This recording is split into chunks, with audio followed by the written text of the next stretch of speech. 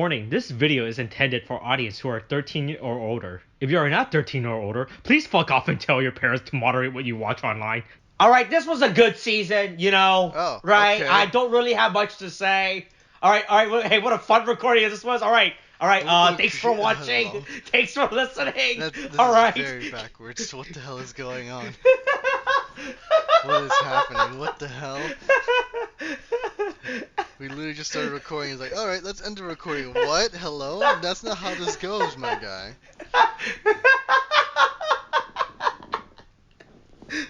Oh my god, I feel like I'm being punked right now.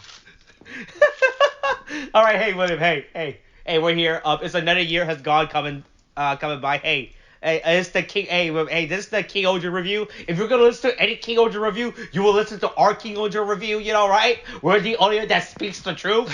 You know, we're not sponsored, right? We're not sponsored. We're independent, right? We're freelance, right? We are self-supported. You know, right? There is no corporate think piece coming from us. You know, right? I mean, you know, there was that one moment where you did say we finally got some revenue from ads, so I don't think that's entirely accurate. Hey, that's sponsored by YouTube, all right? That's different, you know, right? We are not sponsored by... Look, Toei has nothing on us, you know? I can shit talk Toei all I want and how they're a fucking stupid company whose fucking contract from the 90s is fucking them up in now, right? Okay. Right? Because of this. What do you mean contract with the 90s? What do you mean? Alright, so this is a Power Rangers thing. So when Toei licensed the footage of Sentai to Power Rangers for them to use, right? They also licensed and gave away the rights of Power Rangers of Sentai distribution in the West as well. So in order for Sentai to get released in the West, it's up to whoever the current rights holder, in this case Hasbro, has to agree to it. So like, right? So in order for them to release a Sentai season or any Sentai products in the West, Hasbro has to be like, yes, we will allow you to do it. But the problem is, Sentai's toy manufacturer is Bandai, right? And Bandai is a competitor to Hasbro as a toy company because of that, right? So they really shot themselves right. So because of this contracting that they made back in the 90s, it has fucked them up, right? Since then, you know, right? Like, how do you make a big mistake like that? Like, how does that even happen? Well, to be fair, this was the 90s, you know, right? And as you know, Japanese companies are very fucking old, right? And so backwards thinking, you know, right? That is why within recent years, like, they're trying to play catch up, right? They're like Japanese companies like thinks that their only market is just Japan and Asia, right? Like, they don't care about us stupid Westerner gaijins, you know, right? Right. You know, right? And that's why Subaraya, the people that owns the Ultra, they realized this shit like years ago, and right, since like starting from like 2019, they realized and they started a Western expansion of their properties, right? That's why you can actually legally watch, I think, every season or like a good amount of every Ultraman season online on YouTube, sub in English for free right now, you know, right? Like, Super Ryan realized the global market, you know, right? While Toei only cares about just the Japanese and Asia market, right? And now they're trying to do catch up, right? Like I think they announced for Kamen Rider Geats, like probably like one of the better Kamen Rider season that's been released within the last 5 years, right? To get a DVD release, you know, right? Right, yeah. But that's the thing, you know. Hey, don't expect official subtitle King-Ohger to come out anytime soon, you know, right? Wait, I mean, I guess, but damn, that's just that really sucks for them right now, doesn't it? Yeah, fucking idiots, you know. Look, they deserve it, you know, right? Yeah. Okay, fair enough. I'm just trying to find the Ultraman videos right now. You can find like, I don't know, like I think like every Ultraman season is like officially subtitled, right? I'm just gonna put in a random name, Ultraman 7, right? I'm pretty sure. Let's see. Yep, Ultraman 7. That's subtitle, you know, right? That's officially online on YouTube, you know, right? Yeah, they don't. Hold on. What's the latest season? Blazer, right? Uh, yep, episode 1. Official subtitle. It's a not only is it officially subtitled, it is officially dubbed too, right? What the fuck? Holy shit. Yeah, there is an official dub of the season. Like Subaraya actually dubs, or I guess their newer Ultraman season as well. I guess.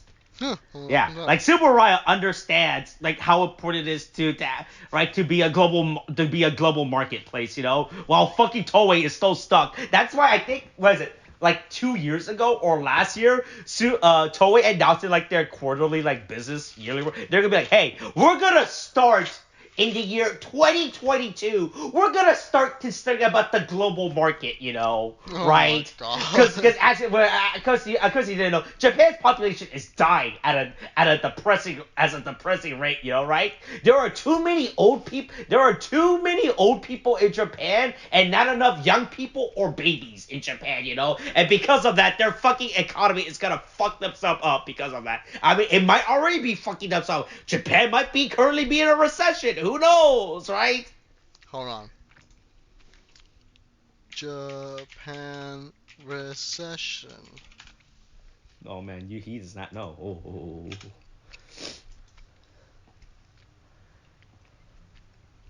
Oh, it has. What? Yeah, it's currently in a recession because of it. Yeah. Oh my god, I did not know that was a thing that they're going through right now. Holy shit. Yep. Yeah. Yeah, Whoa. look, too many old people and not enough young people, I think the only solution for Japan right now is to gather all their old people and push them off a cliff, Oh my right? god. I think that's the only situation for Japan right now, right? In order to fix in order to fix their economy, right? Well, Hey, I guess they can look, go if the I other ever way get to too on the old, push me. lemons. Hey, be sure to push me off a cliff. Look, take me in my wheelchair. Be like, hey, Austin, let's go look at the sunset together. And I'll be like, wow, what a great sunset. I feel like the more I look at, the more closer I feel I'm getting to the sun. For some reason. Uh-huh. It's gonna be Right? like that kid. What was that movie? I'm trying to remember the name of the Oh, goddamn Mac and movie. me, Yeah, Mac. Mac and me. Yeah. Oh my god. I still can't get over the fact that he was pushed down into a fucking lake. This shit was fucking wild. Hey, welcome to the review again for Ohsama Sentai King-Ohger. Man, that was insane, man. Yeah, that's I guess we'll call that a bit for sure. Yeah, it's not just unhinged chaos that we unleash every once in a while. that was. All Oh right, my god. all right. Well, hey, for the audience, we don't have a structure. We never had a structure. We just talk about stuff, right, until we need to, or until we find a need to get to it, right? Yeah, pretty much. How we've always done You things. know, right? Look, like I said, we are not professionals. We're not audio engineers. We're not mechanical engineers. We're not royalty. Right? Do you think Royalty would ever record a podcast? No, I don't think Oh, so. I believe. Oh man. Then what else are they gonna do? All right. What else Yeah. are they gonna do except, Hey, I don't know, enjoy life, I guess? Or ruin other people's lives? hey, Who knows? man, I want King Charles to record a podcast where he tries to explain what a podcast is or try to understand. I want a podcast recording of them trying to record a podcast with King Charles, and the end of it, he reveals to the world he has cancer. Look, man. I mean, I don't think he's ever heard of podcasts anyway. All he cares about is like herbs and essential oils. That's all he cares about. Oh yeah, yeah. Look, man, look. He has never even heard of reusing of a reused pen. Right? I thought what was that interview that came out where like one of his is like his butler Oh, main had uh-huh. fuck what was it, right? They talked about reusing a product or something, and he couldn't comprehend it, right? Like, it was like something that everyday people do every day, right? They don't take for granted, but like it was something that he has never fucking heard the concept of. What was it? Yeah, Fuck. man is out of touch. Oh man. You're fine with it. No, it's such a broad term. And this is out of touch. Let's see what does let's see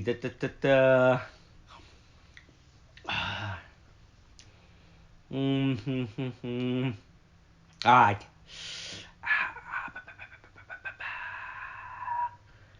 I can't find it. It doesn't matter. Hey, King Charles has cancer, right? Hey, good job, Eddie. You waited 70 years, and you got cancer. Don't worry. He just needs hopes. He just needs hopes and prayers, and he'll be fine. Don't worry. He's got this in the bag. Who just used the British people's taxpayer money to fund the elixir of life, right? He's gonna use the taxpayer money to say, "Find the fountain of youth for me. Go." Oh look!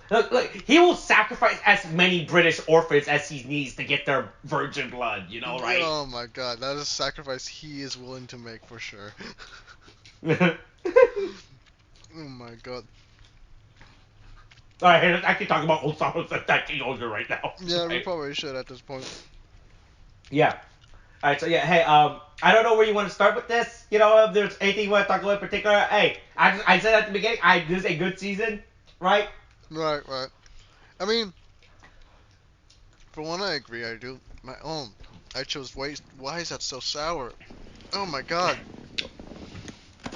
I'll have to put some. It shows how what happens when Toei is forced into a corner that they have to adapt and make a good season, right? Let's go back to what I was saying earlier. How Sentai has been doing real badly, and how Toei has to start experimenting, right?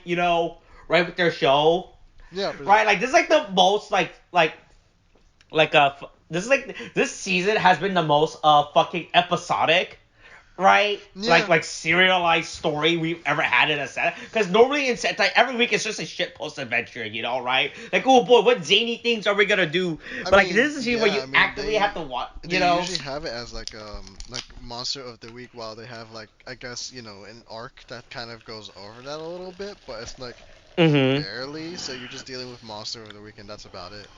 I mean, in here, it's literally like a whole fucking storyline that's been plotted out episode per episode, and it's just it allows for better storytelling, like characterization of the characters and shit like that. And so, I mean, that's just more to the benefit for King. I really enjoy it because of that season, right? The fact that its show also has, it's also divided into a quote-unquote 2-season arc. It's crazy, right? Because normally, when it's Sentai, everything takes place within a year. But the fact that there's an actual in-universe time skip that happens for these characters, right? Because time skip in Sentai, it's usually something that either happens at the beginning of the episode to set up the basic premise for the actual modern day season, right? Or it's used to set up at the end for an epilogue, hey, man, that was a crazy time, this is what we're doing now, right? Yeah. But yeah, I mean, the fact that they were forced. I don't say force, right? Force is a strong word for them too, right? But the fact that they had to adapt Sentai's storytelling and structure, right?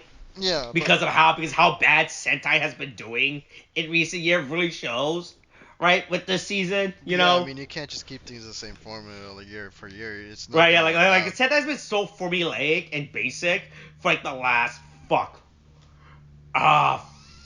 good number of years. I can't even remember the last.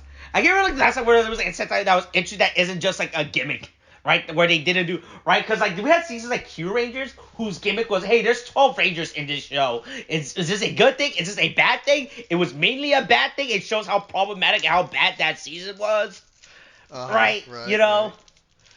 I mean, yeah. I mean, that's right. What There was Lupin Paddle Ranger where they had two teams versus each other, right? Yeah, because stuff like that. Because we've had shows where it's just dinosaurs, and then dinosaurs again, and then dinosaurs the third season. And right, yeah. Because they're before, cars. Every other season, feel like they're just gimmicks, right? You know? Right, where they don't use the gimmicks to their advantage, and it becomes really obvious, and the show fucking hurts itself because of that, right? This goes back to, Lupin Ranger versus Paddle Ranger, right? The season where they had two Sentai teams in the season, right? But as the show progresses, you can clearly tell which team was being favored behind the scenes by the production staff to be the focus on and to give the character development to, right? Right? To the point where it just felt like the other team just existed and was just there, right? I mean, that's what happens if you're not able to stick with a premise properly, and also, if you don't consider the fact that one group is going to be more popular over the other group. Right. This Yeah, but but I think Like the fact that Kyoto was told like with a serialized story that would made it very good this season, right? Yeah, I mean, you're able to basically just kind of again focus on the story, and I mean, they still had like elements of the monster of the week, but they were like really they weren't a focus. They were just kind of added on to enhance what we were already seeing. So I mean, that allows for more stuff with the characters and more growth for them, and then allows for us to really get into the nitty gritty rather than focusing how do we just or if anything, they tie into the whole hey, lesson about how to defeat like the teamwork what's and this everything. stupid So enemy we're fighting this week is? What's they do? Hey, well, what stupid gimmick does he have? Right? I mean, Right? Stuff like well, that. yeah, essentially. So it's not like it's part of it, but it's not the focus of it. It's just rather on the characters and what they're dealing with, which is again to its benefit. Mm-hmm. I should really stop eating candy. Yeah. To give myself Right, so some I fucking enjoy that calories. for this season because of it, right? Hmm. I think the 2 season structure was also very unique, right, as well, which really helped it out, right? Because like man, because by the end of it, right, I was explaining like right, because we set up as with Desnaraku as the big bad, right, just for it to kill us off, like oh wait, that's it. I mean, Yeah. that's not a thing that's been done before, where you kill off the big bad and you replace it with another bigger bad. But the fact that there's actual stake involved, that isn't just where it doesn't feel like you're just replacing with like a new guy, with like a replacement saying, oh yeah, this is the new big bad guy. You guys have to, because there's been Sentai seasons where they've done that, where they kill off their supposed big bad of the season to replace with a new big bad. But it just turns out like yeah, nothing, like the status quo doesn't change, right?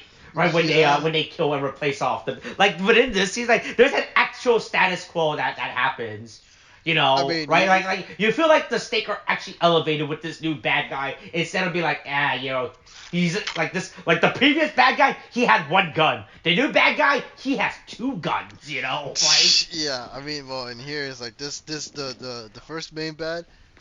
He has a gun. The other one, he has a fucking warship. So there's very clear difference in stakes in what we're dealing with here too.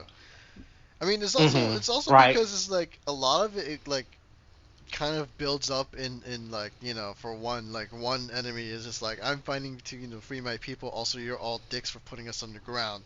Second one is just like I just like killing people in the universe, man.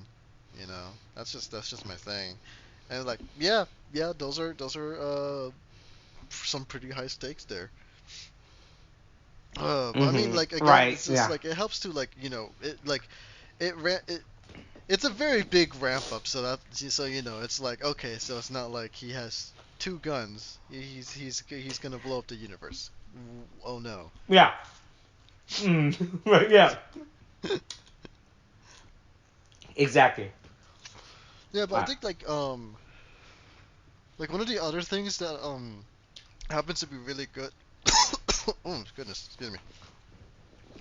That's all. That's also really good with the show is like, I mean, this might be like a point of division because I know you had some gripes with it at some points, especially in episode 50. But like the CGI in here is actually like not so bad as compared to previous seasons of Sentai 2, which is also pretty I mean, wild that this is a mostly CGI show, which is crazy to oh me. yeah, the CGI show is like not. But I think also, I mean, they also said they were using new CGI techniques. So I mean, right?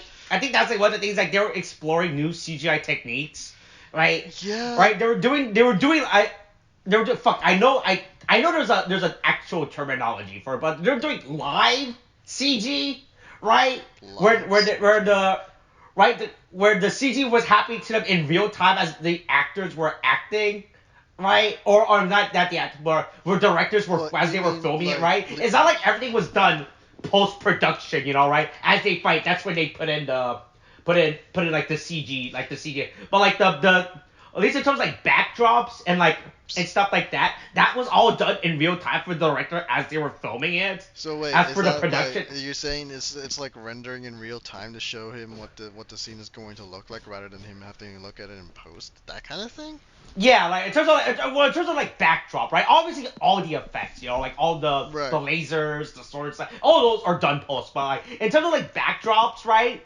Like every time we see the characters just like standing or like characters are talking in the background, like all those stuff were done, were done in real time. right? Oh, that's pretty fucking wild, actually. What the fuck? Yeah, Holy shit, that's pretty cool, right. I actually. believe. I mean, honestly, if anything, it works pretty well for what they were doing. It's like, I mean, you can tell it's CG and it's not going to be perfect, but I mean, it works pretty well.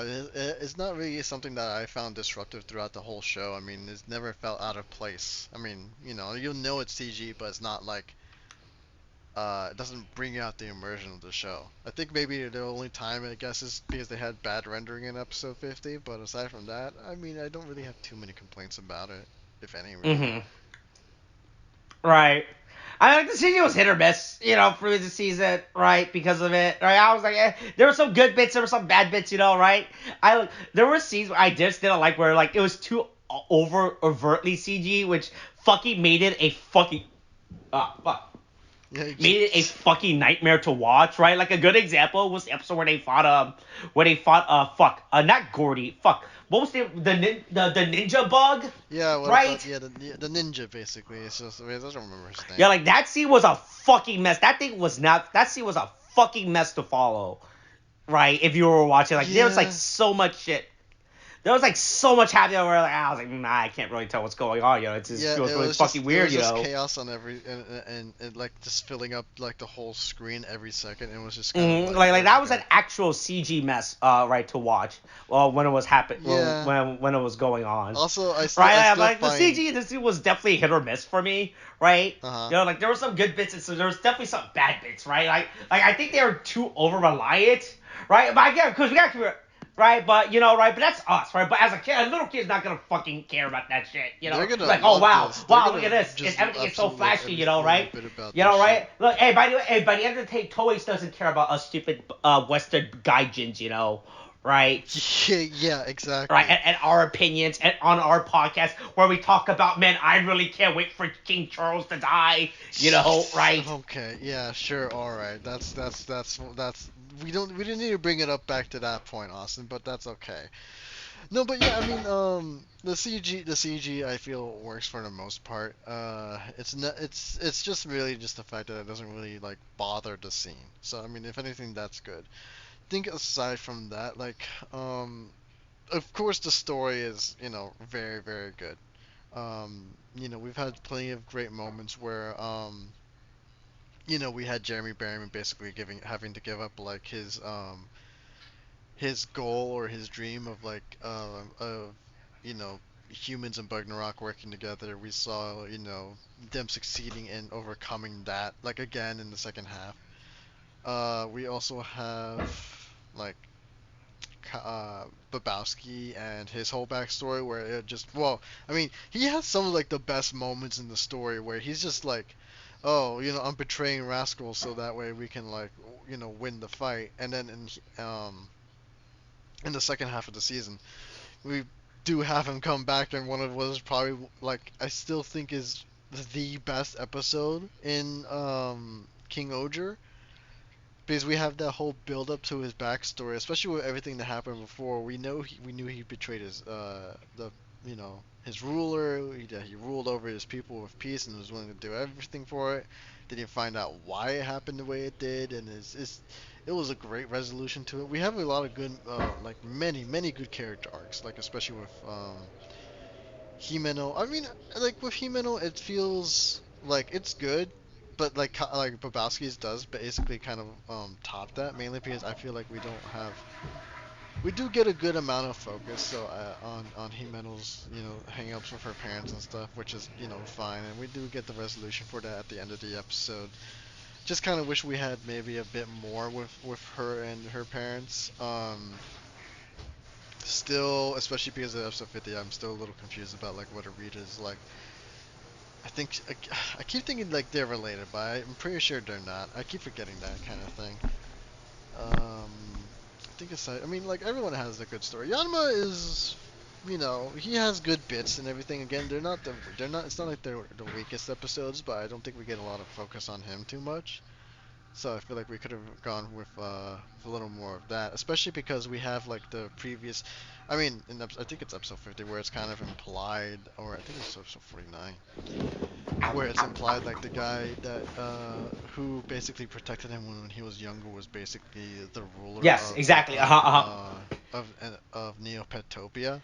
Honestly, I kind of Yeah, wish we got uh-huh. more of him. Like literally, like we get a good amount of every other character, but we just don't have anything with Yanma's mentor, or what happened with him. It's just Mm-hmm. kind of like he just left the computer behind, and he taught him some stuff, and that's it. I just wish we had more time with him as well, or like to get to Oh explore man, oh yeah. that stuff Mm-hmm. with Yanma, because everyone else gets a good amount of exploration with like why they do what they do and what made them the person that they into I what they feel like were. Yama's backstory was good, explained to get enough. He was like, yeah, hey, look, he was raised in the slum and he climbed out of the slum. That's it, right? Yeah, but the thing That's is, there's it. also that guy who taught on computers, and I think it was in either episode 49 or 50 where it's implied that he may have been the ruler of Neopetopia, but I don't know if he caused its destruction or if that was simply because of the fury of the gods and he Oh couldn't man, the bring it world back building up. of the show, man. Man, let's not talk about the world building of the show. The world is really fucking weird by the I end of it, mean, right? And what is revealed, yeah, I you mean, we know. had the whole bit where like they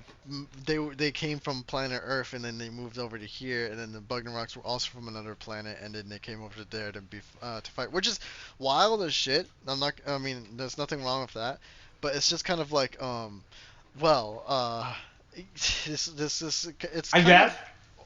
I guess yeah. I mean, it's in most cases it's just like for I mean I guess it's like for Earth and stuff like because dude that storyline didn't make sense. It didn't need to be added in at all when they No, went to Earth and no. I think everything. no, man. Now I was going to get to that, but I think the Kyoryuger crossover mini episode Uh was huh. probably the most useless thing in the show, It right? just doesn't add That to serves anything. literally. Like I don't see what's the point of All it. it does is raises more questions, but it's not good questions, you know? It just says that, right? All it does is that it ties the Kyoryuger storyline slash lore into the King-Ohger lore. I was like, and there was like nothing ever at any point to suggest that they were connected, I mean, you they just know? get bamfed out there one day by Doug Dimabug, and then it's just like, oh, we're on Earth. Oh, apparently we're related to Earthlings. Oh, okay. Yeah, you guys, he's from a future Like, timeline it for felt some very reason, and forced, right? then Because if you think about it, it kind of makes sense, right? Because it goes back to how, like, hey, remember, you gotta remember that Sentai only exists to sell toys. Yeah, right. yeah, Sentai is a toy selling season, right? The Sentai Kamen Rider Ultraman, they only exist to tell us to sell Japanese stupid yeah. I mean, that's fair. plastic bits, right? So I think it was like the Gold Region was only because, right, they didn't have anything to sell and within that that quarter, that fiscal quarter, right? I was like, oh man, right? Because you think about King-Ohger does not have toys. Like at first we were introduced like every week they were getting like a different shoe god, right? To be like an attachment and Yeah, armament, right, yeah, for our rangers to use, but they quickly abandoned that real quickly, right? And I guess at that point they ran out of stuff. They ran out of stuff to start selling, so they had to bring in Kyoryuger, right, to start because that's what they were. Hey, I think I talked about it before, but Kyoryuger was very popular. It was a very popular season, and it made a lot, and it sold a lot of good stuff, you know, yeah. I guess, right? but like, it But it doesn't just serve felt anything in the very purpose. forced and awkward and very extremely awkward for me, you know, when I was when they fucking put in when they just decided to have the Kyoryuger crossover and had the T coming out, I'm like, man, this feels really fucking weird, you know, right? Like, because hey, also it's Hmm. also the 10-year anniversary of Kyoryuger, right? One of Sentai's most popular season within like the last 10 years as well, so it makes sense, right? But it just felt like, yeah, man, you could have just this all could have just been like their own little special thing, you know, right? Like this feels so fucking weird I and mean, it had arbitrary no to put place in, being in the main storyline at all because it served like right? literally no And in the end, purpose. it doesn't really matter, right? Like at the end, it's not like the Kyoryuger showed up during the big final battle, you know, right? Yeah, I mean Because of it. they didn't even like at most they just came in. And he's like, oh yeah, I gotta pick up this dinosaur that ended up being on your ship. All right, bye. And that Yeah, was hey, it. That was like, what was the point of you? Like literally to wait, have are you that. guys fighting a tyrannical god? Damn, that's your problem. Bye. Yeah, Right. I mean it just didn't really serve anything. Like there's no point to it. I saw no reason why. Like it's. I guess it's nice we get toys, I guess, out of it, but otherwise it really doesn't do anything for Yeah. anybody. Like the whole thing was just using excuse to sell toys, you know. Yeah, so Right? it's Because they announced they announced a modern update of the Megazord, and they released the stupid sword as a toy, but that's about it. You know. Yeah, so I'm just like, all right, well, I guess that's what we get here for some reason. You get more toys and that's it. But Yeah. it's literally just filler. You can cut it out and then you'd be fine. It's so useless filler. You know. Right? Yeah, And then going back to the lore, it just adds more questions. yeah. Like Right. the thing is like you have like with every other like they like don't get me wrong. This show is still great, but it has its weak moments. But like even those weak Mhm. moments still tied into the main story somehow or were relevant to the character that I was discussing. Like again, one of the weakest episodes that was on the show was with Hymeno and like explaining her character, right? And like we had this whole thing with the paraplegic girl who just didn't want to work or something like that, and it was just like a horrible lesson all throughout. But even then, it still kind of tied into how Hymeno was like, how she was selfish as a queen, or her selfishness served her best as she's ruling as queen for Ishibana, because it's like, oh yeah, Mhm. I'm selfish. I want the best for my people. I want everything to be beautiful for my people and for the people that I rule. And so it's like, it's kind of nice to learn that, even if it is in through the weird thing with the the fake paraplegic girl, But even then, it's still tied to her character. And here with like fucking Kyoryuger, it's just like, yeah, you're here for a good time. You get a lore drop, and the lore drop I guess is important because it does tie into later with Doug Dimmonbug. He's like, oh yeah, these bugs from another planet, and then you came from another planet. I had you two fight, so that was kind of fun. But I mean, even then, it's just kind of like, sure, we could have, that's like the only important bit because otherwise everything else they're just kind of like it's more for the people. It's more for the people who are a fan of that season or who've seen that season. But for me, it's just like, well, you don't need to Right. be here. Like the lore drop, sure, could be important, but it's not even really necessary to begin with. And then it's just Mhm. like they like worst off is like later on in an episode where we learn about Gira like learning that he was created by Doug Dimmonbug. Like Prince comes in and he just like, oh yeah, I'm here to pick him up. I hope you stay a good guy. All right, see you later. And that was it. I'm like, you served nothing. You're literally just padding the time of this episode. So Mhm. like I just kind of like they don't really serve any real purpose in the main story, and that's it. They don't add anything Yeah. to it. Right. Yeah, but yeah, that's just how I feel about the girl. I did not like the Kyoryuger crossover and all the implications that came out. I felt really fucking arbitrary and unneeded. Right, Yeah. man. All right, man. So, do you want to go through our line of characters? Speaking of Yama and Himeno, do you just want to go through our thoughts about each of the characters? Because this show has a pretty diverse cast. Not like even when we're not considering our main group of the six Rangers. Like, there's a lot of emphasis on like characters this Yeah, season. like Right, the going back to side how like characters this is and like an everything. actual drama. Like that's the thing. Like even in Sentai, like sure you might give one or two episodes to like a side character, but that's about it. Right? You give one or two episodes, and then they're back to whatever character archetype that they were for the rest of the season, and that's it, right? But when they actually go through the effort of explaining characters within this show and giving them motivation and reason and actual background, Mm-hmm. it's good. All right. All right, let's start. You want to start all the way from the top with Gira and then work our way down to Jeramie Brasieri, or you want? Well, we should discuss about the main six, that's for sure. So Yeah. I All guess right, if anything, Gira. we'll just go. Yeah, we'll just go with Gira. All right. Yeah. So how do you feel about Gira then, or how his character's taken? Um. Like I said, his character was a very perplexing character to me. Right, like, it goes back to like at points in the show where I didn't know what was a bit with his character to what was a bit with his to what and what wasn't a bit with his character. Right, like the whole like that episode when he revealed that he was a Mora and that he was and that he was actually Doug Dimabug's illegitimate son. Was like, oh wait, right. The way that they played it Oh, off at the uh-huh. beginning with that was as a bit, until they realized, oh wait, no, this is not a bit. This is an actual plot element. We are not joking. When we said that Gira's mother was enforcedly impregnated by Doug Dimabug, we wasn't playing that as a joke. She was enforcibly impregnated by Doug Dimabug. Right? Yeah, yeah, that was the whole thing and everything. It was like, oh yeah, it was a joke in a previous, and a little while back. No, it's real now, and Yeah. Yeah, I mean, to be fair, Also, his character's he's a just like, fucking weeb, by the way. I just gotta say that now, right? In comparison, like with like the other, his character is a fucking weeb, right? you couldn't tell by He's his whole a Chunibyo phaser and everything, because he's literally Oh man, Island his Time character was King. a fucking complete Shinobi. I mean, like I do appreciate the moments that they do give him within the show where he has to learn to be an actual king and realize, oh hey, hey, look, hey, right? He was like, oh man, right? When they have to take, oh wait, Uh-huh. hold on, hey, no, people are actually dying. Hey, there's actually, oh man, there's actually a measles outbreak in the kingdom. You can't play this off, right? Like, Yeah, I hope right? you Yeah, wouldn't. there's a food shortage going on, right?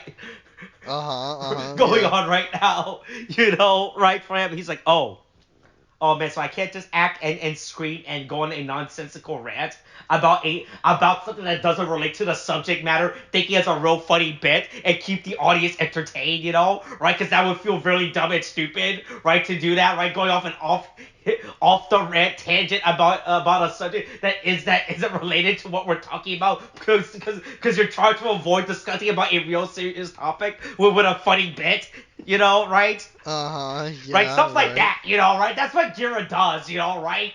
And you know what? It resonates with me, right? I don't know why, but I like it when he goes on an off tangent rant to avoid discussing about a serious topic, by inserting a funny bit that has nothing to do with the topic at hand, right? I don't know why, I just think that's great.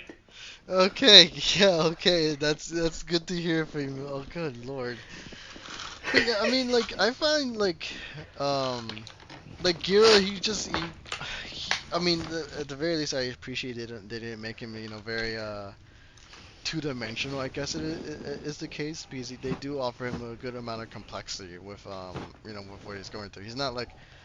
Um, he's not a single one note like, oh yeah, I'm just gonna act this way and then that's just my shtick for the whole thing. I mean, Mm-hmm. there are moments where he as you said, he learns and grows. Like again, one of the better moments are especially when he's learning what he how he has to act or how he has to deal with how he has to be when he's king, especially when you have all the others like you get the other all the other characters' volatile personalities inside, and you kind of get like really funny and great interactions with him. Um, but yeah, I mean, Gira is like the heart of the show, so I mean, I feel like he does a pretty good job at it for the most part. I never really found him overtly annoying, even when he does that whole fake ass evil tyrant laugh and stuff. Mm-hmm. Um, because again, it's done in a way where it's like it's a bit that he's doing, I mean, but I early on I was fine with it, but as the series progressed, I was like, man, dude, you need to stop doing this, right? Like, look, we get it now, right? Like, we understand you're like, you don't have to keep doing it, right? uh-huh. You know, right? You can stop, you can stop doing this bit. You don't have to do this bit any longer, right? Yeah, I mean, you could take a break. You could maybe chill out, let your hair down. You don't need to keep doing that all the time. Mm-hmm. But yeah, I mean, Yeah. it's not like the worst thing. So I mean, that's Mm-hmm. there's that one. Right, but Um, yeah, that's just how I feel. Like, I think his character was like, his character definitely has a lot of bad moments more than good moments, right?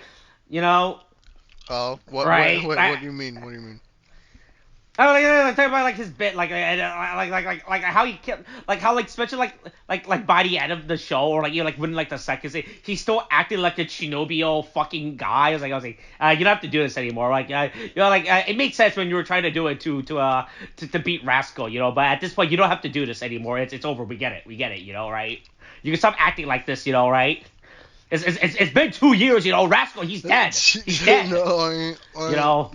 Rascal is very much alive. Okay, but Well, he doesn't know that, right? But wait, yeah. wait, Mm-hmm. wait. You mean Giro or Rascal? Does Rascal not know he's alive? Is that what you're telling me? No, no, Gira, yeah, Gira doesn't know that Rascal's is right, but yeah, right, Mm-hmm. yeah, but that's how I feel about Gira, right? I think I mean, like they give him good. I think his characterization is still probably like the worst out of the team, I guess, for me, right? Oh, yeah, I guess so. I mean, I don't find it like the Mm-hmm. worst. I mean, he's definitely not the most abrasive personality we've ever had on here. Mm-hmm. But then Right. again, I don't think anybody's personality was anything that was like really offensive or really turned me off from them. to begin with. So I mean, just there's that. Mm-hmm. Yeah. Yeah, but that's how I feel about Gira. Who's next? Yama. Yeah, we can go with Uh, Yama. his character remained the same throughout the entire show. Like, with the exception of his background plot episode, his characterization does not change in any bit.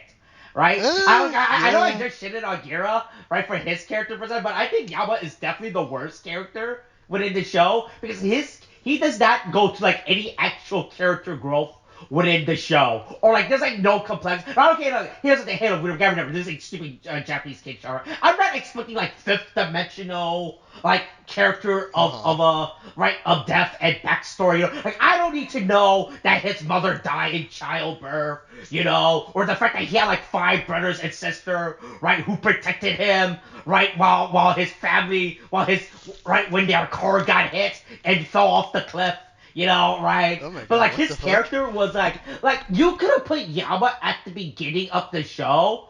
You could put Yama at the beginning of the show, at the end of the show, and it still would have been the same, right? Like outside of the episode where we saw his backstory of how he got here, right? Like Right. nothing really changed for Yama for me. I felt like honestly, right? I mean, his character stays. I mean, yeah. I mean, his character stays pretty consistent. There's no real change or real growth to his character, I guess. Because especially when he's been beaten down, and he's been beaten down a good number of times in this episode, he tends to pretty much remain the same. I think the only actually there's only probably one instance where he does basically change, or like there is some manner of character growth. Is when he gives up the laptop for his assistant, the blue guy. Mm-hmm. Because he was like, oh, like he was like, oh, we need this computer, but then the hillbilly was like, hey, Lamau, your guy's gonna die if you don't destroy the computer. So what are you gonna do now? And then he Mm-hmm. ends up destroying it, and he reflects on like, oh yeah, I did change, I did become more arrogant, but that's not a problem. We'll just start back from zero and build ourselves back up again. I mean, that's like the one moment, but aside from that, his character tends to remain rather consistent. Like that's like, probably like Mm-hmm. in recent memory off the top of my head what the only change was to Right. Yama. I mean, it's not a bad Yeah. character really. It's just like there's not a lot of Mm-hmm. growth I don't know. His character associated was a with his smug, character. arrogant asshole. I fucking love it. And I don't know what to say, but the fact that he was just like this punk, like he was acting like an actual high school fucking punk, right? Like an actual Yeah, yeah, Jotaro, right? Character was fucking great. He was just a shit talker, and all he did was talk mad shit about everyone else, right? yeah. He look, hey, hey, look. If this, hey, look. You know, if Yama was in America, he would use slurs and not double down on it, right? He's that kind of guy. He's that kind of guy, right? Even Oh my after god. learning about a character and him misusing that slur, he will still commit to it, right? Yeah, he did it with Jeramie, didn't he? I forgot about the whole thing. Where Look, he's a character that will never back down on his. Look, he's a character that will talk shit to you on Xbox Live, and they'll talk shit to you during Call of Duty and commit to it, right? He does not care, right? yeah, pretty much. He's like, this is a precious heirloom from my mother. Treat it with care. All right, it's gonna be used as a fart joke. Cool. So Right? Yeah, yeah, fucking hey mother, you have a mother, fucking bitch, yeah. right? It's like I had I no didn't have a parents. Yeah, mother. I didn't have mother. I didn't have a father. I just grew up. The slums were my home. The rats were my only friends. What did you Right? have? Hey, look, hey, I might have lived with rats, but I don't surround myself with rats, right?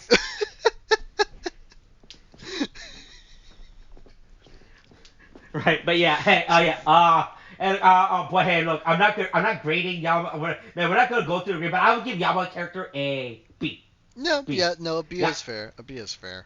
yeah. Hey, Uh, I know I just said that, but I'm gonna retroactively go back to Gira, and I'm gonna give him a C plus, C plus for Gira for me. oh, really? C plus for you. I was I gonna put I, I would give him. Gira a C plus.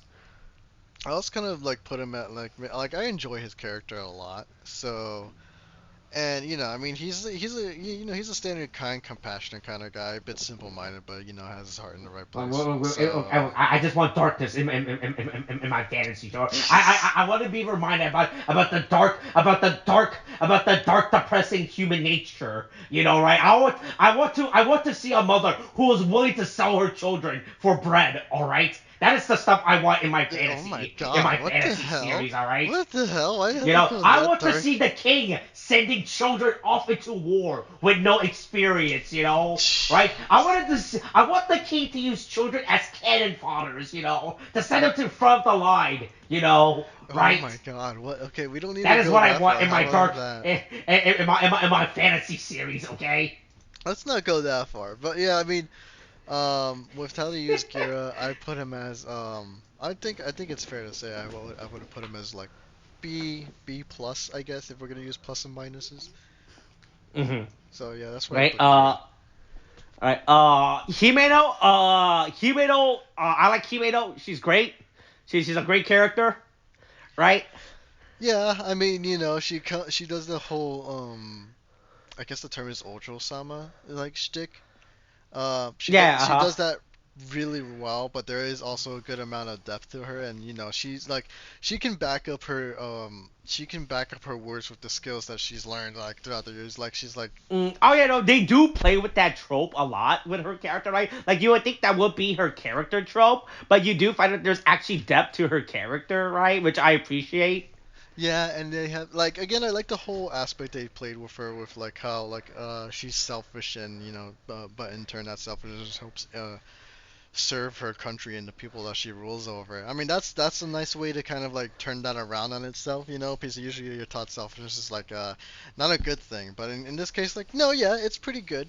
And we also got that backstory with her and the fear of the gods and like her parents and everything, and then we all had that like Mm-hmm. no, we had a fun murder mystery with her for a little bit. Well, not so much a murder mystery. We just wanted to know who the fuck it was. Yeah, it's going to be yeah. Wait, what's going on? What did you do? Yeah, murder mystery. I would put it as that too. Right? Yeah, Okay, fun yeah, murder sure. mystery. Okay, you look, it's like the closest thing I can think of at the moment, alright? But like, yeah, I just think it's real funny, right?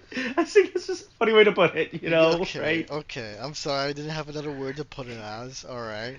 Yeah, no, it's fine, it's fine. Yeah, I like Himeno's character, right? I do like the realization we learn about her character, right? And Yeah, how her character's portrayed. Like she is a character that goes to character growth, right? And they do play with her trope, with her like archetypal trope as a character real well, you yeah, know. yeah. So, I mean, personally for me, for Himeno, I think if the highest grade is like, I'm assuming A, lowest is F, right? And we can put S. We can put S. There's something. Hey, wait. Who is gonna tell us what we can and cannot grade these characters? Okay, alright, Right? fine. I'm putting, Hey, wait. As the show has shown, you manifest your own destiny. Okay. okay, thanks for that. I mean, I guess if anything, I want to be fair. Um, my heart says S, so I guess I'll go with S. Okay, Um, fucking weeb. shut up. Honestly, no, Oh, but to be real, I didn't say anything. I didn't. to be realistic though, probably like my heart says S. Realistically, I feel like A plus for sure though, because Mhm. I do Yeah. again like what they did with her I feel like character. that's pretty fair. Right? I feel like Himeno's character was well written in the show, and they do a lot with her characters, right? Right. So Yeah, I give her an A. I give her an A. Himeno is an A character for me. Right? Just an A. yeah, Nothing more, nothing okay, less. I appreciate her character. okay. So then, how about Babowski? Oh man. Hey. I'm gonna say it right now. S S No, S no, plus. no. No. You see, that's what I figured. That's why I was kind of hesitating on Himeno before, because legit, like Babowski has like some of the best story and characterization in this whole goddamn entire show. Like, holy shit, dude. Like, we get like this man is willing to like do anything and everything for his country to keep his people safe. What, like a real king, Yeah, right? and He is an actual king of the people. The other characters, hey, I'm gonna say it right now. I think every other character would, hey, going back to what I was saying earlier, all these characters would send their children to war before they send themselves to war, right? I But mean, Bobowski would go fight the war by himself. He would, you know. okay, yeah, sure. That's I mean, I guess that's how you can look. Yeah, I mean, yeah, I guess that's how you can look at it. Sure. No, but again, he had like so again the best characterization with his background and the fact that like No, there's he like takes. so much fucking drama and depth. Also the fact that they give his character like the most, like they make his character like the most reactive character within the show, right? Because he's Yeah, because actively scheming yeah. behind everyone's back. Like he was doing so many bits, right? That you couldn't tell what was a bit for him and what wasn't a bit for him. Going back to talking about bits, right? Yeah, because the Like thing his character is, had so much going on, right? I mean, With how he was presented with like either with Suzume, or like his actual backstory of how he came into power, or not, I guess, or how he came into the throne. I guess would be a better yeah, way to phrase it, right? yeah. I mean, he led a You whole know. revolt for his people and everything, and you learn how that happened. And then when he meets his leader, like the previous ruler for like the next time, I mean, it just all it does is just reinforce his will, and then he kind of says, "Oh, I had to choose this path, or like this path for the benefit of all," and he has to take the dirtiest path possible. And it's Right, just like all I, really, really good in terms of how they built up his resolve, and it's just like you can't Yeah, blame right. him I'm for not it. downplaying the other rulers, obviously, right? But he was a character. He was a ruler that was like, hey, I will dirty my hands. I will straight up admit it. I will dirty my hands for the benefit of my people, Yeah, I mean right? the thing The is other kings, he takes it as a matter of pride. they might play it off. They might, right? They might not, right? But he was like, hey, no, no, no, no. Hey, look, hey, I'll cover. Hey, look, I'll do it. Right? Yeah, yeah, exactly. I mean, the man was essentially the Machiavelli of this, or of like basically this show. Basically, he had to do whatever it takes to get what you need. And I mean, honestly, Mm-hmm. like the way they play it. It's very great. So yeah, S plus. It's very well deserved for Babowski's character. Mm-hmm. Oh man. Oh hey. Live update. Oh hold on. Hey. Oh, what This do is you mean? this is something that's been live. That's been posted in the middle of us recording. I'm gonna link to you to this tweet. You might have to Google Translate the tweet. Right? Okay. Wow, it is great.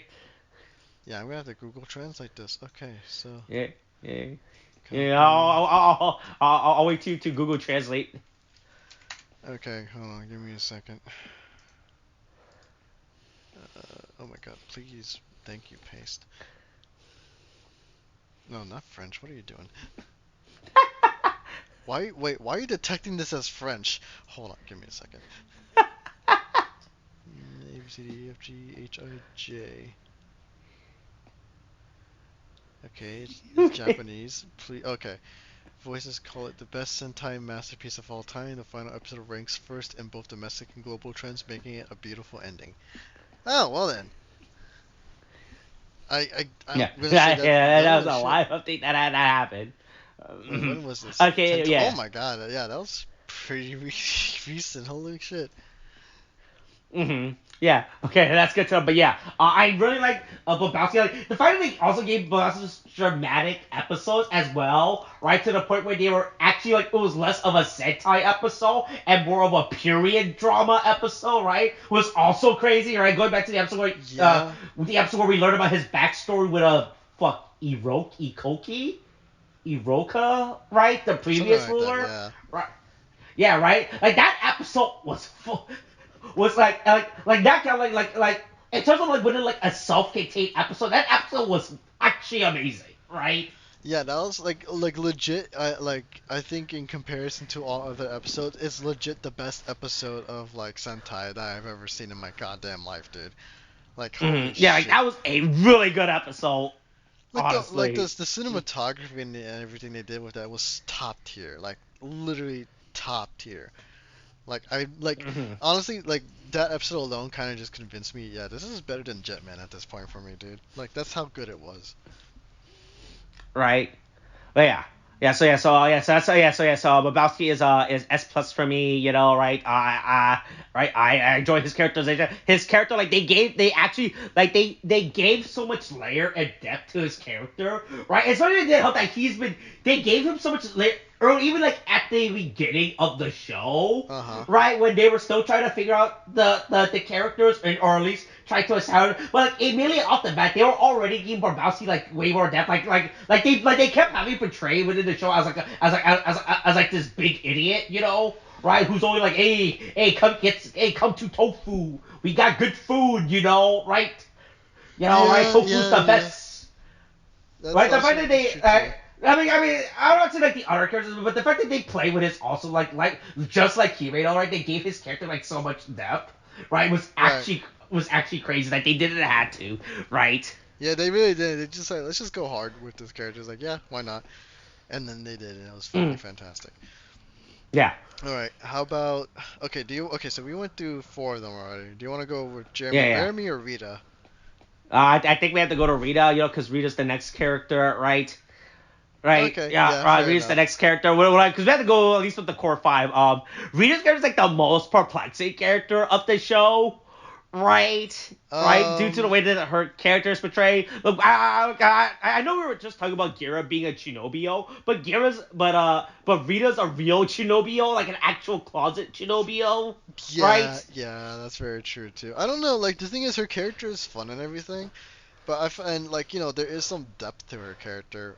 But like the thing, especially when it comes to her and Morphonia, but she plays a very toned down or more like walled off kind of character. I mean, she plays it well. Don't get me wrong, but the thing is, it's like they didn't. If sometimes it feels like they didn't really know what to do with her. I mean, aside from like maybe Hmm. comedy bits, because there's that whole thing with. I mean, there was a point to it, I guess, and it was a really fun episode. Don't get me wrong, but like for the most part, like they just kind of like did this whole thing with the idol episode, where she's just kind of like, Hmm. Yeah. singing and dancing and everything. It just kind of felt like, again, they're having their fun, but I don't, and it is a fun episode, but I don't know if it adds much to her character or anything, except that yeah, she's willing to go through some ridiculous lengths to like achieve justice.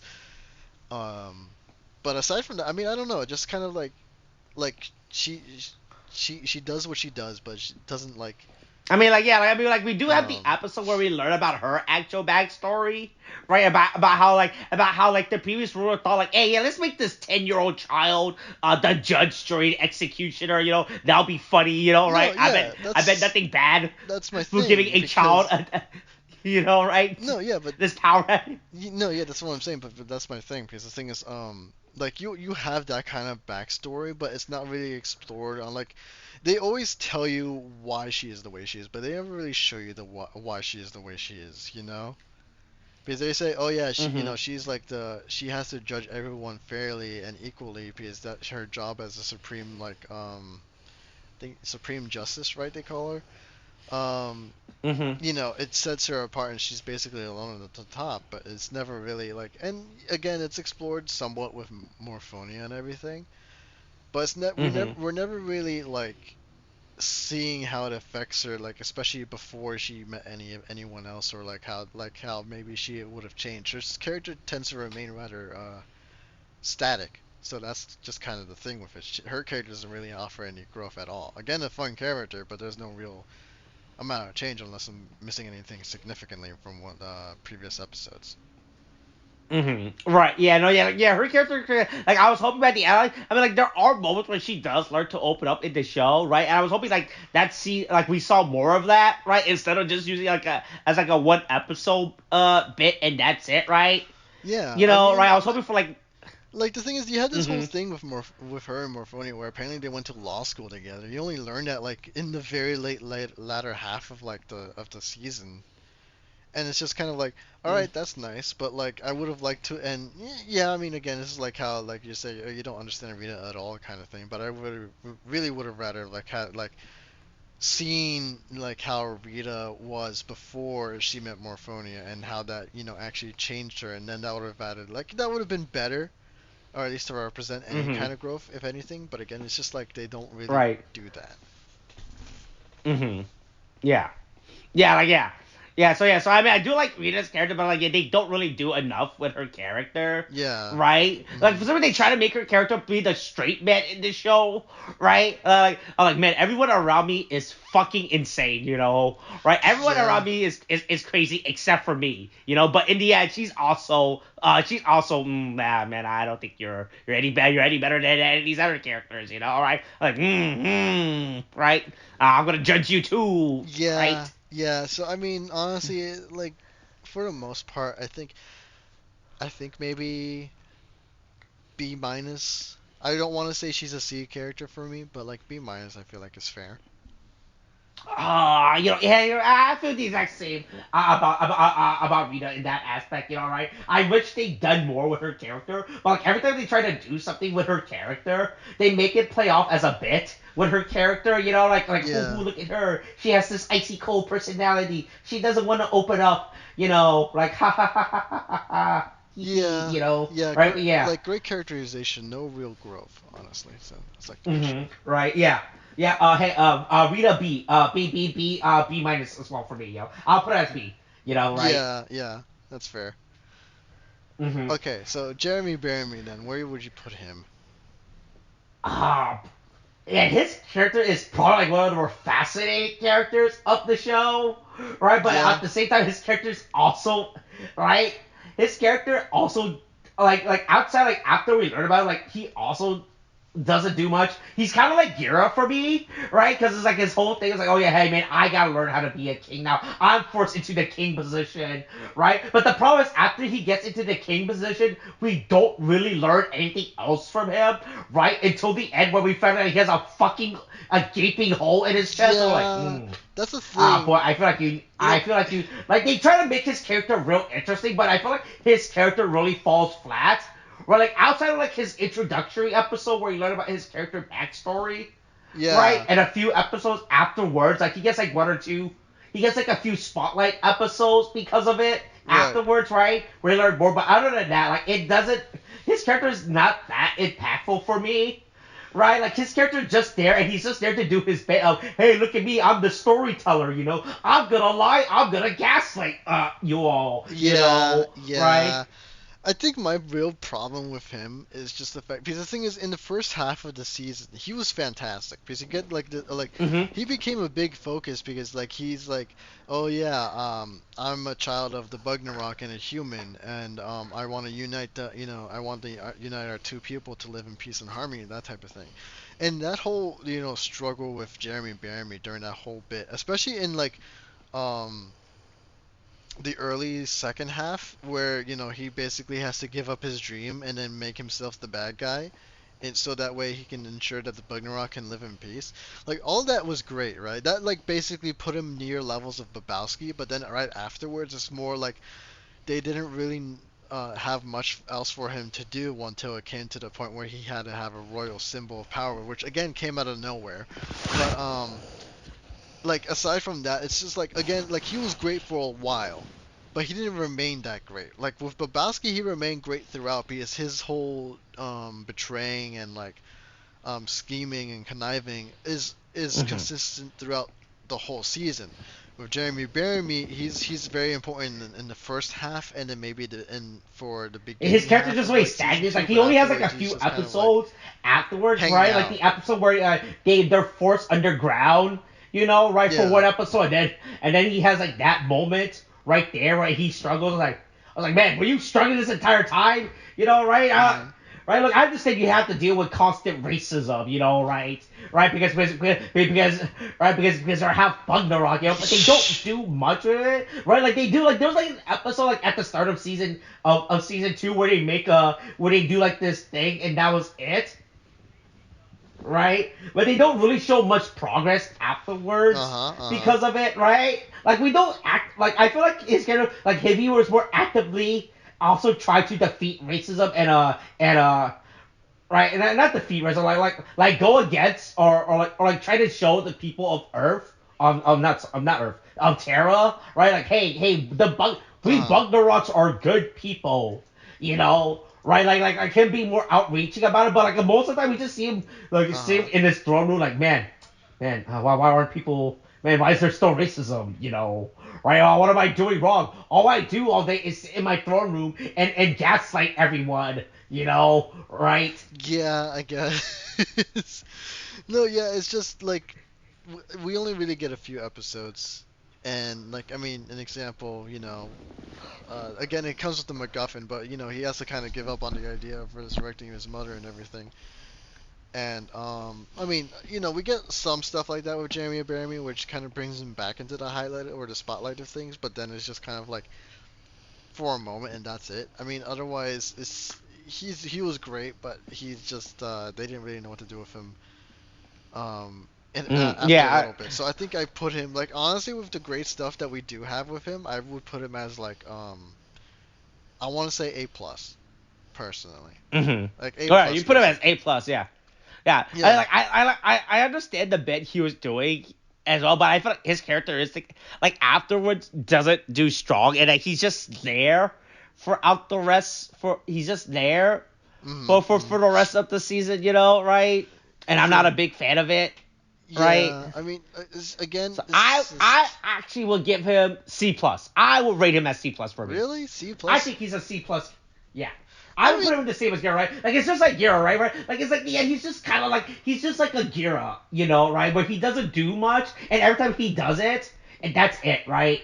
You know. yeah, I guess, but again, I'm just doing it from the perspective of like he had some great fucking storylines. Like, I mean, like he had a great story, but like after those great storylines, like his character just stagnates throughout the rest of the show, and he's just there to do like, that's how the story goes, yeah, yeah, I right? guess. I mean, I Like guess. Well, he. I guess if you put it like that, I guess honestly, probably the lowest I would go with him would probably be about like a B plus, if anything.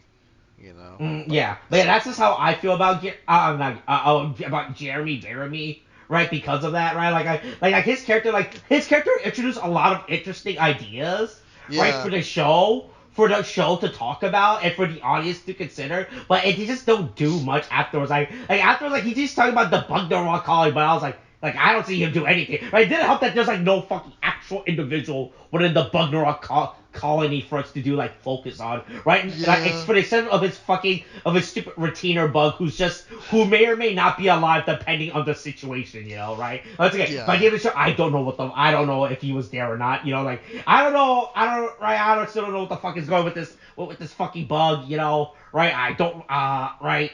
But Yeah, yeah, I give he's Jeramie yeah. C plus. All right. Uh huh.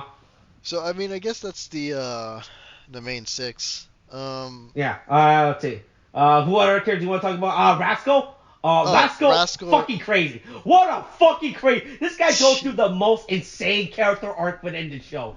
Oh my, holy shit.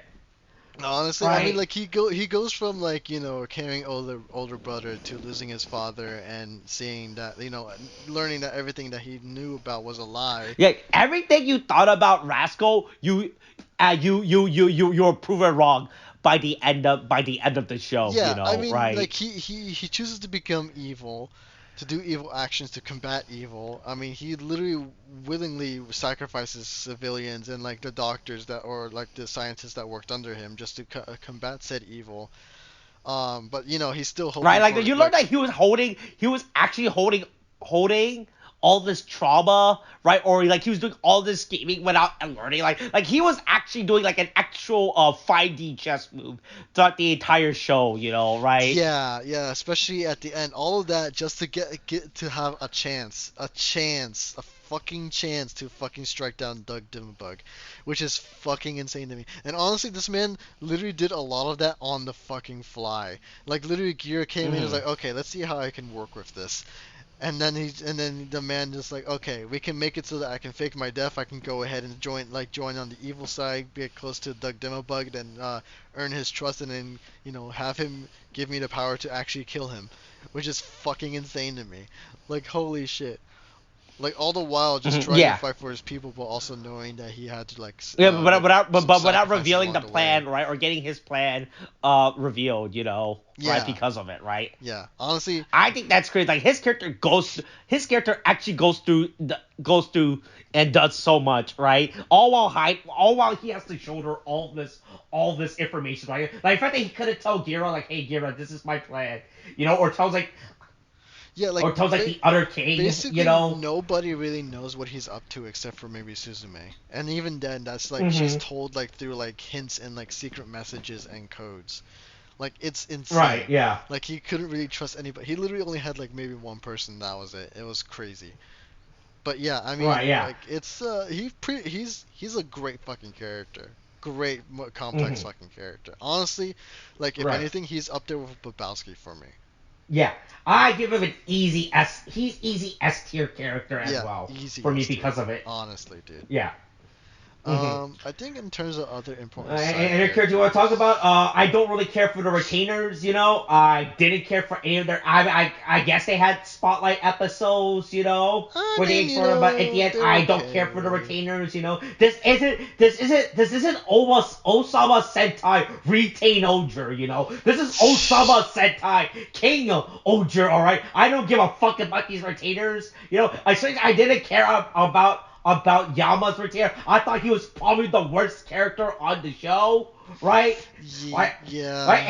right. It also shows what a bitch character he was. If you think about it, right? Because in the flashback, we saw him working for the top dog. For like whoever the fuck the Yeah, I garbage, mean the slum he ruler was a is, and legit then immediately gangster. as soon as Yama gets in that power, he immediately starts sucking dick for right. I think his character is probably like one of the worst and the most right. I originally thought that what was it? Not Dugong fuck Boshimara? the other. But Bashimara, I thought Bashimara was the worst character in the show. But when we actually learned about Bashimara, the fact that they only used one scene to show Dude. Bashimara's character and how he was always loyal Yeah, he to the was always throne, like a and that fucking he was willing, badass and and that he shit. actively sacrificed himself to protect the throne, makes him an inherently better character than than Yama's retainer, right? In all his Yeah. fucking episodes. Honestly, Like I do not care for Yama. Yama character retainer is actually a terrible character, it honestly just right? makes me wish I got more of Boshimara, if anything, just to see how he was back in the day. We literally only got one scene and that was it. It's fucking insane. Right. Like, Yeah. Right. yeah, Right. yeah, Yeah. yeah. But Yama's, for majority of the retainers, I don't really fucking care about. Sebastian's episode is cool enough, I guess. I was like, he's cool. just We fun. learned we He's learned just why fun. he has to. We learn why he has to be a 20. He has to disguise himself as like a 70-year-old man. I mean, Cool. honestly, They it's gave. just Hymeno doing Hymeno things, honestly. So Yeah. I guess we learned why Morpharina, Morphin Enemy, right, has a backstory. yeah. Sure. None of the fucking Tofu character has a backstory, which I think is funny, right? Like they don't do anything with them, right? That's true. I mean, we don't even get anything of the retainer or the supposed retainer of Dybowski at all. He's just kind of there on the side, Right, honestly. yeah, and then Dugar, he's cool. He's just a guy who's loyal to the throne, like he's like, hey, you're my king, I'll work for you, all right, I respect for him, yeah, but like, yeah, Yeah. but the majority of the retainers, I did not give a fuck. I don't know why they put so much emphasis on these fucking retainer characters, right? They were they're good there for supporting cast, but the problem is like the show. And you think the show has so much fucking supporting cast, right? To the point where like most of them like I don't care for any of them, right? Like the exception of Sebastian, that was probably like the only retainer I actually gave a fuck about, in Yeah. terms of learning, Yeah, right? But like yeah. the other There's one, honestly I don't care enough the about others them. don't really matter too much. I mean, they can be cool and whatnot, but they don't really Like matter too the fact much. that they also try to blue ball us within the show's narrative as well. Like we did like a few episodes focused on like the retainers, but just as soon as we go to Brabowski's episode, right? You would think that we Yeah. focus on his retainer, right? And they do blue ball us as well because at the beginning, if I remember correctly, at the beginning, they showed the character looking at the fire, making it like he was gonna be the character focus, just for us to be like, nope, this is a Brabowski episode instead, right? Yeah, yeah, that's the thing. So, I mean, yeah, I mean the retainers don't really do much. I mean, they add some nice Yeah. flavor to the main cast, but aside from that, they don't really do too much. Yeah, I do not care for the retainers. at all. Yeah, and Let's honestly, the see. rest are just side characters that just don't really serve such high function. They're Yeah. fun. Also, the fact that not only are they retained, but there are also other characters that they focus around into really fucking weird. Like, oh man, I was like, right, like how you would think that we're only focused on Babowski, and I'm not Babowski, Sebastian as the character, but then they show like the other characters, Ichibano, like the head maid or the head medical staff woman, I Right. guess. Uh, Right, I was like, man, I don't care about these. Man, why are we focused on these characters now? What the fuck happened to Sebastian? Right? Well, why were we talking with her? I mean, honestly, at the very least, at least it serves that. At least it's like for most of the characters, they at least serve some form of function to the plot. So I mean, at least that's to the benefit of it. Aside from that, they don't really do too much outside of that Yeah, themselves. but I don't care about the retainers. We can talk Let's about see. some of the villains. I mean, there's Yeah, Desnaraku. like, Desnaraku is fun. what do you mean some of them? There's only two villains. There's just fucking Death the Rock I and Doug mean, Dimabug. yeah, but there's also the gestures too. I mean, I guess there's also Ah, man, those gestures. I mean, they were just stock Talvis. I don't really care about the Yeah, gesture, I but mean that's true, except for one, which is where they were just really horny. Like the whole writing. no, I yeah, we're not gonna talk about it. Yeah, hey, Death the Rock, cool guy, right? You thought, hey, if you think about it, Death the Rock was right. He wanted to end racism. He realized that the Bug the Rock people were being unfairly treated. Was his method extreme? Maybe, hey, look, Yeah, right? I'm just saying, genocide. Look, if you're gonna defeat racism by perpetuating and justifying genocide, I feel like that's a little extreme, but right? Hey, look, he was back into a literal corner. He was told to go live underground, so I guess his reason was justifiable enough, right?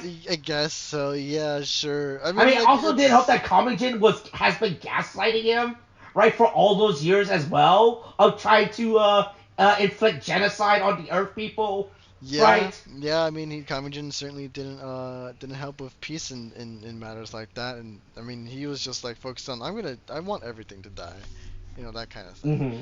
But I mean, Yeah, Desnaraku. but the fact that they do give Death the Rock actual character and him not just being like, ooh, hee hee, let me go commit some genocide, right? They show that he was like, hey, look, no, wait. The fact that he did learn but he did learn a lesson by the end of it, right? About how it was wrong and how he was being manipulated. The fact that he actually then changed his end goal, Yeah, right? yeah. I Which was mean, really good for him, yeah. I mean, that was right? everything. So I Like appreciate that performing with there Death was the really Rock. good. So. Mm-hmm. I mean, yeah, I mean, like the man grew up in like in a world where like so might makes right, and then he had to kill and kill and kill, and he was sick of the killing, and he just wanted to end the killing. He's like, well, the only way I know how to end killing is to do more killing, so might as well get to it. And then Gear's like, Yeah, no, no, stop, that's not right. He's like, man, maybe you're right. yeah, And then he gets blasted by a yeah. sunray. But I mean, he's a fun character though. He has a nice Yeah, ability. I do He has appreciate a Death the Rock because of that, yeah, he has a right? good amount of complexity and like he has some very complex motivations into why he does what he does, and then just that's all fun and that honestly that puts him like as an A character for me. Yeah, I do enjoy Death the Rock's character. Yeah, he's an A for me as well, right? Right. Okay. So Doug Dimabug, I guess, is the last guy we're talking about here. Then, where do you put him at? Ah, man, he was just an actual shit posting character, right? Like, there's like no actual real depth to his right. Not There's like no actual really. real There's depth no to. real depth to it, but the way they play the villain is actually really fun. Oh yeah, he's no yeah like yeah, he's just an actual shit poster. He's just there to shit post. That's it. Yeah, I mean, like this is legit, like probably the most powerful enemy that I think Sentai has ever really actually made. Because this guy is like, I can just destroy universes, I can destroy planets whenever I want. I just don't choose to do it like that because I'm bored and I want to have fun while I'm doing it. So entertain me, peasants. Mm-hmm. And that's literally Yeah, his right. entire character. That's literally his entire Yeah, character. yeah, no, like he's like he's like I would say he wasn't a real villain, but like everything he was just there, he was more like a MacGuffin villain, if anything, that just stood in the way, Yeah. I right? mean, we needed MacGuffins to kill him anyway, so like I guess it counts like that too. But I Like mean, he was a villain that was like really there. Like he wasn't like I wouldn't say he wasn't involved within the show's plot. You know, I mean, he's a like that's an very obtuse way to put it, right? But he was definitely a villain that was like he's not like an actual big. I mean, he was a big bad, but he wasn't like a big bad. Like he was just a big bad. If you no, get what I'm trying to no, that's what say. I'm saying. And like, no, I get what you mean. Because the thing is, for the most part, while he was like the main villain to defeat and everything, he was very hands off in his approach on it until later episodes when he just gets kind of annoyed. And like Yeah. then that's when things start getting interesting because like we usually like 9 times out of 10 whenever he's on screen he's just basically gonna kick the heroes' asses. Because for a long while they couldn't do anything about it. But like the thing is, and to be fair, like with a character like him, where he's like, you can see why he's reasonably confident in like why he's like, yeah, I don't really have to worry about it. I just want my fun and that's it. So I'll just let these other Mm-hmm. people do the work right now. I want to see how it turns out. So I mean, Right.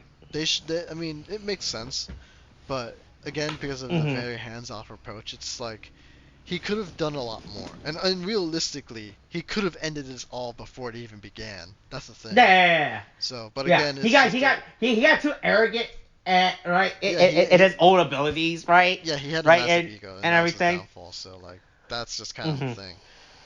But Yeah, I mean, he's not a bad character, that's for sure. He's definitely like was the right. highlight of season 2, or well, the second half, I Hmm. guess. As some people, I don't know if they're still arguing whether we can still call it season 2 or not. But like, yeah, I mean, he's not a bad addition. He's not the most complex reasonings for it, but he's still a fun villain to watch. So I think, if anything, I think A would be, he's about like A maybe B plus, honestly. For his ranking is where I would put him at. Right. Yeah. Yeah, I would put Doug Dimmelbug. I would put it B. You know, right? I think Deathstroke is definitely a way better villain. You know, right? Yeah, Right? Because he definitely has like a personal motive, story reason to be involved with the show. Doug Dimmelbug is just there. You know, right? He was just a villain that was there for me. You yeah, know. yeah. I mean, that's about it. But honestly, he's not a bad addition though. So Yeah. Yeah. All right. Hey, let's talk about the Megazord for the season. You know, right? And oh everything. no, it's too much. It's too much, Austin. It got too much Fucking at some point. Like there was I way think too the much only added. good Megazord in this season was Tarantula Light because he was so self-contained, you know, Yeah, right? Everything else, once they started introducing everything else and having them combined with fucking fuck what's the name of Megazord's name? uh, God, not God. uh, wasn't it just God King something, right? No, that was the final. Fuck. What's the name of the fucking Megazord? bu- bu- bu- bu- bu- What the fuck is the name of the Megazord? I know the Megazord name is fucking is oh wait, it's just called King-Ohger. Okay, yeah, sure. The name of the Megazord is King-Ohger, right? Yeah, I think Oh, huh. King-Ohger as a Megazord was fine until the rest of the show when it got really clutter. When they started adding all these unnecessary bits, especially when it shows it looks so fucking over designed and looks like a fucking mess. I think Tarantula Knight is like the only good Megazord this season, right? For me. Yeah, I mean, like again, it was to a point where the Zord was fine, but then they added Hmm. everything, and they're like, okay, we're done. No, we need to add the big castle. Oh my god! And then you add everything on top of that, and it just becomes a cluttered mess. It's just like I feel like if you just stand it up, it's just gonna end up falling flat on its back like nine Oh times yeah, out of man, 10. yeah, man. I feel like owning this fucking thing in real life would be such a fucking It'd hassle. be a You pain to know? play with for a kid. Like I don't understand how that's Yeah. gonna be fun for a kid at all. Yeah, like I think the Megazords separately were all good, right? I like King-Ohger. I like Tarantula Knight. I think the castle one was fucking stupid, right? I wasn't a fan of the castle. I think that one was a fucking giant hunk of fucking waste. You know, Yeah, yeah. I mean that's right? fair. Like honestly, it's just like an outer skeleton for like the already big and clunky mech to begin with, and it's just like then it becomes too Yeah, much. that thing was a fucking mess. was it when they had to team up with the Kyoryuger and they formed that thing? Yeah, sure. I don't fucking Yeah, I care. mean That's that thing. that was just another toy, and it was like it's whatever. Honestly, I mean I'm neutral Yeah, with that one at least. yeah. I don't really care for that for Kyoryuger. That was another fucking forced tangent that they added on, right? You Yeah. know, man, there was like no one has done a swap of this of a full swap. That's really fucking weird. You know, What do you I mean? wonder why no one has Oh. done that yet. With this, right? Because what else I think, right? If you look at this right that way, like with the actual toy line, right? Uh-huh. Oh, hold on, right? So you can put the King-Ohger bug for his foot, right? You know, and then you can still use the Kyoryuger Megazord for his arm. There is like no photos. No one has fucking go online and bother actually combining all five bugs into all four into one form. They only have it as the either or form. That's fucking stupid. Fucking cowards, you know. I don't know, man. I mean, if you want, you could always buy the toys yourself and then do the Oh man, swaps it's and a put them fucking online. lie. I do not want to buy. I do not want to buy Kyoryuger toys. I fucking But then look, how there's else will we I know, told myself if Austin? there's anything I would How never else will buy we is know? Kyoryuger toy. We'll That's never where I know. draw the line, William. That's where I draw the line. All That's where right. you draw the line. Okay, all right, sure. We'll Holy, what make the that the fuck? Holy limit. shit. Oh, yeah. Holy, this thing could combine with Tarantula Night. Wait, that's sick. I didn't know that. Are you gonna buy it now? Is Wait. that what you're telling me now? Hold on, wait. This thing. Wait, hold on, hold on. You're Hold actually on, wait, going hold to on. buy it. Let me. That's what I'm Hold hearing. on. Hold on. I need to show you a photo of it real quick. It looks so fucking funny. Hold on. Let me get you a photo of this thing real quick. Okay. Let's see. No, wait. This thing looks so fucking randomly cool as fuck. Hold on. Oh fuck. No, I don't want to save this photo. Shut the fuck up, Google. Shut the fuck up. Yeah, I don't know. Oh, what the fuck? You can? Actually looks fucking cool as fuck. Oh shit. Yeah, I'm not gonna lie, it doesn't look bad at all. Huh. Yeah. Anyway, yeah. So back to what I was saying. I think the Zords individually was good. I think together it was a fucking mess. Right? Yeah. Yeah, honestly. Yeah. So I was a big fan of that. I would probably grade this season Megazord. Despite that, I would still grade. I would actually, unironically, grade this Megazord an S.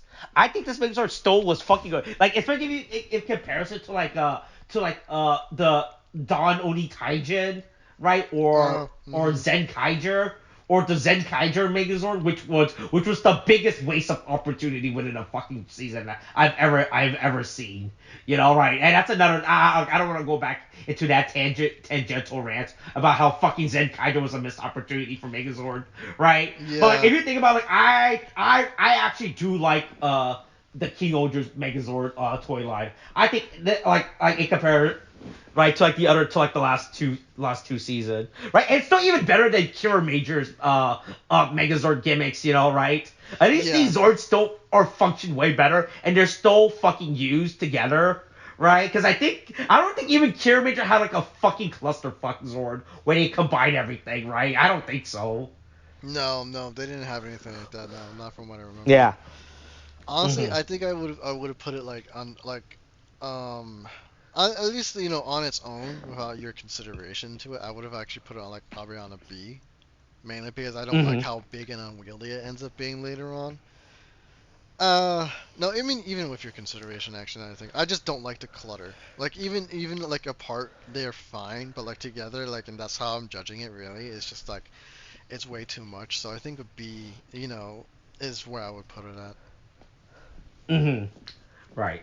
Anything else, any other bits you want to talk about before we end this? I don't know if there's anything else. I think we covered like all the. Um, We talked about the characters. We talked about the themes. You know. I You think. want to talk about the suits? Len, you want to talk about the suits? Hey, I Oh guess god, we might as yeah, well yeah, talk we about might the as well talk suits. about the suits. Yeah. I feel like this is a suit. Also, it was something I think we have talked about multiple times, and how I am not a fan of the execution of the suit. Right? I Yeah. think the suit has a good idea. I just think the suit are too monocolor, with the exception of fuck of Rascals and Jeramie's. no was it Rascal like whose suit was it? Oh no, no, Rita and Hymeno suits, right? Or like the only suits that aren't fucking monocolor, right? Like they actually use a different color, right? Because that's the problem. I don't like how like there's like a stripe, right? But the problem is like Right. the stripe are too close, right? But at least with Hymeno and and Rita, they use a different color palette for like their stripes, you know? Yeah, there's that. Yeah, there's that too. I mean, those at least stand out somewhat.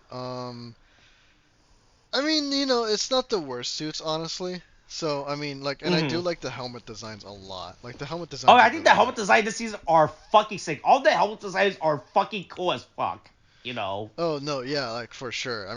If anything, if we're looking ahead, I mean, they're a lot better than the ones that we're going to be getting in the next season. But, like, I Yeah. think aside from that, like, my only real gripe might be, like, the power-up suit, that Gira gets. Oh, Um, the big metal armor. His king, the legendary yeah, his King-Ohger. legendary King-Ohger form isn't like the hottest thing. I mean, it's fine. Uh-huh. It's not the worst, but this is like for a power up. Like, I mean, for one, they only really did it for Gira, and nobody else really gets a power up. I mean, unless it's like through their I mean, yeah, swords. because I think that's like the lore reason, right? Was that originally was only the founding king that did it, you know, right? Like the only, right? Because Yeah, I think within the lore reason there was originally only one king before all the kingdoms separated, right? yeah. I mean, I think it was how it was. Like from Rhyneal or whatever you call him. Yeah. Mm-hmm. Mm-hmm. Yeah, I mean, I think that was the case. Like they all ruled until they decided it was better to be separate. And I also think it's no, I mean I think that was after the Ragnarok War. But like, Yeah. Mm-hmm, I mm-hmm. mean, I think that was the case. Yeah. But it's not the it's an okay power up design is what I'm saying here. It's not like it doesn't wow me. So Yeah, I mean, like I said, I just don't like monocolor within the suit. Like, I feel like the power would have been better if it, like, right? It goes back to when Rascal used the suit, right? Because when Rascal used it, he gets the gold armor, but he keeps his gray silver undersuit, right? yeah, So the color blends together. But when Gira does it, he gets the gold armor. But his undersuit also goes like, man, this is too much. This is too fancy looking. I don't like how this looks, right? yeah. I think it would have been better if everyone used it where all they did when they used the suit was that they gained the gold over armor and that's it, right? I bet that would have looked fine, right? Yeah, I mean, especially because apparently, like, you get that power up from the symbol of your royal power, but only Gira really gets it. And apparently, they all had their own symbol of royal power. Yeah, And so, that was something I didn't like about the show's plot device, yeah, the MacGuffins and right? everything, which were not great. Um, but honestly, I think I put this at like, I want to say maybe a B minus in terms of uniforms in general. Yeah, like I said, I'm sure I feel like I'm not a fan of the monocle. The fact that they ever got a chest plate, I think was real funny. So that makes it different, Right, right? right.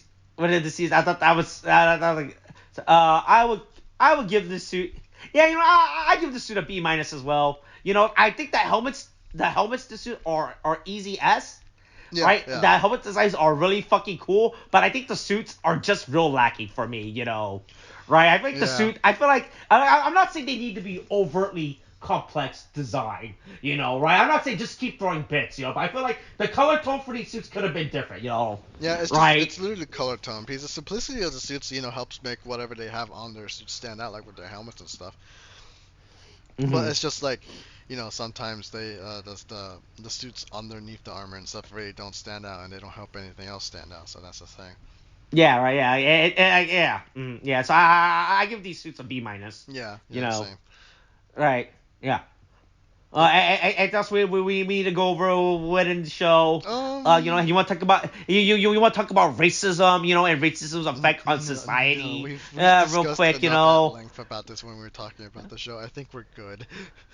Look, hey, wow, oh wow, you don't want to have that conversation, huh? Oh my God! Okay, Don't you start turning it like that. Don't you I fucking see where you start. stand on racism, Okay. Oh, okay, I'll write that down. I'll note that down, right? You know, Okay, sure, okay. whatever. Jesus.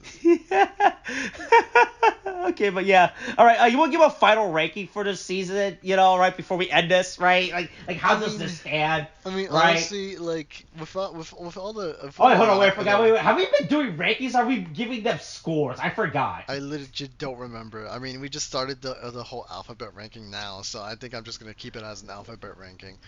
But Sure. I mean, like, I definitely enjoyed this season a lot, like a lot. And it's like honestly, with the episodes that I've seen in here, like I do think it's at least actually better than Jetman. So like for me personally, like it's like if Jetman was S, I've moved it down to A, and King-Ohger is now an S for me. Because again, Right? we get like I think about it with like the last few years, ever since we started doing these reviews, right? Like the last three has been fucking terrible. Kira Major was very basic. It did nothing to stand out, right? It did nothing to stand out within Zen Kaiser was a fucking mess. And the only reason why I gave it a pass was because of COVID. Dawn Brothers was not a good show. I don't care what people say, what they say. Hey, and I know people have different opinions online about subjects and themes and stuff, but hey, it's fine to admit. I'll say it right now, your opinions are wrong. All right, like the theme of King-Ohger and racism, I'm gonna divert your opinion to the lower class. All right, that is the lesson I learned from King-Ohger. All right. Jeez, oh my god, dude, what the fuck? People with opinions about Dawn Brothers are wrong, but like if I were to compare with like the last ever since we started, like this is definitely the best of the bunch. Of shows. Yeah, so I would easily. Is it my favorite Sentai season? I would probably. I'm not sure if this would be top 5, but this is probably easy within top 10.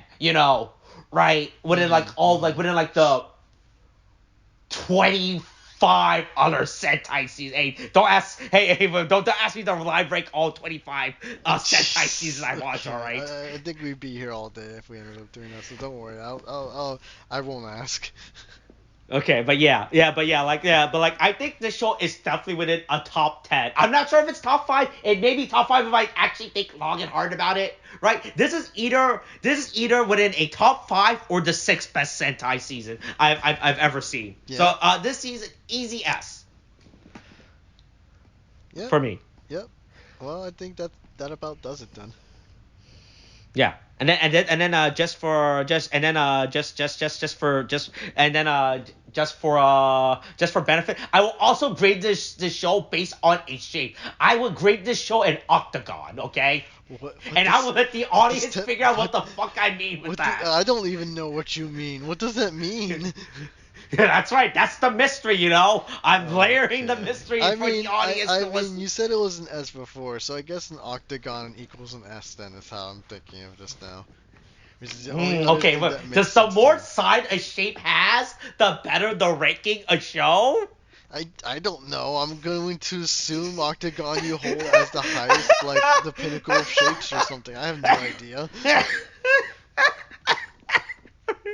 I think we're getting this now. I don't know why I decided. Hey, you want to give this an obtuse? Hey, on the fast food scale, what would you rank this season, real quick? Okay, all right. Comparison to fast food. Fine. Okay, so we're talking about legit fast food. Okay, I'm gonna give this. Hold on. Okay, I'm gonna give this a Whopper. Okay, no, fast food restaurant, not fast food restaurant.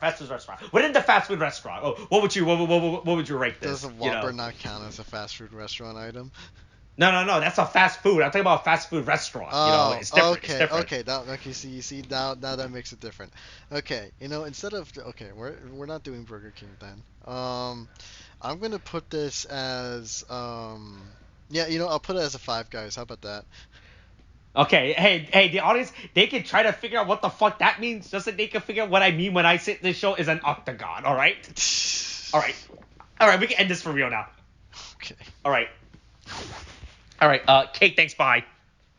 Oh, hey, see you next time for Bon Boonjo or some shit, I don't know, gotta go fast, vroom vroom. He has wheels on his shoulders, dude. Alright, Kate, thanks, bye.